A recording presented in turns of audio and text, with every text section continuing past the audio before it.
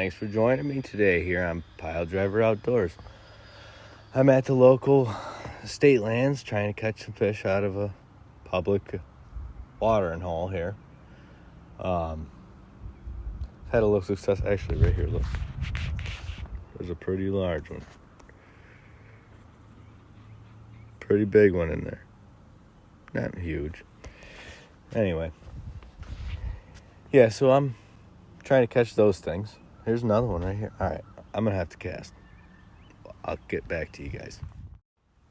Okay, I'm back. So I got a couple bass swimming around here. I tried topwater frog all over this place, and it wasn't working. So I'm going to switch it up right now. I'm going to do a Texas rig, and I'm just going to throw it out there and let it sit. Maybe jig it a little bit. Now they're hitting topwater. Whatever. I'll get back to you again.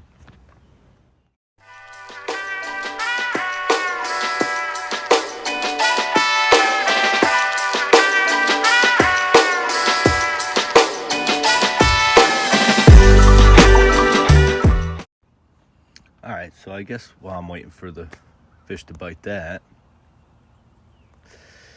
I'll tell you guys a little about myself and why I'm doing this. I'm doing it because it's a fun sport and it's just peaceful to be out here. I'm not trying to, make millions doing this. Just figured I'd document my time and make videos for whoever wanted to chime in and watch. Pretty fun though, I have a lot of friends who kind of got me into this, and what can I say? I fell in love with it. I'm telling you, you catch one and then you want to catch them all. I got a rubber worm on the end of this right now, but it's not looking like it's doing too good. There's a huge bass. All right, so I'm going to switch to a different worm. I'm going to use reel worms. The rubber worm's not working now, but for anybody who's like a newer fisherman and wants to know the old trusty way to rig up a Senko worm, this is it. Okay, so first, this is what the presentation should look like. Okay, that shank should be flat, and then you can tuck it in like that. So when the fish bites, it's gonna pull through the skin. But anyway, let me unrig real quick. So go down through like half of the shank, maybe like a 1/4 inch. Hold your hook up like this. Find out where it's gonna come through to make it flat. Pull it up through the center, Keith. And then it should sit flat like that. And then you just tuck it in. And that's your Texas rigged worm right there. That's all I use. I don't use a wacky worm. I don't use the Carolina rig, whatever.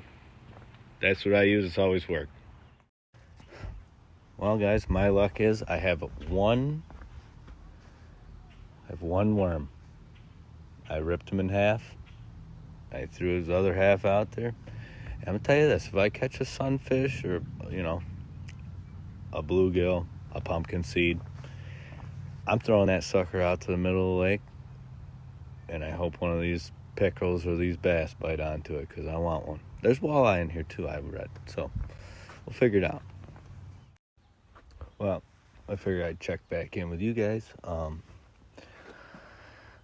Used all my worms, caught a little tiny rock bass, so I hooked him on and threw him out there, and he died. So my buddy's gone, and I didn't catch anything on him, so that's great. So now I switch back to the worm. Thinking about switching to crankbait here in a minute. I got a couple guys on a boat out in the middle of the lake next to me, so I can't really cast too far. All right, see you in a bit. Well, I didn't have any luck down there at the far end, so I'm going about halfway down the lake.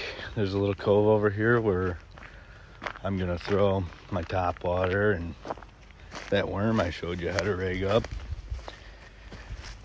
Hopefully we can get something down here. I mean, they're hitting the top of the water. Seeing a huge one right probably 10 feet ahead of me. I'm not a good fisherman.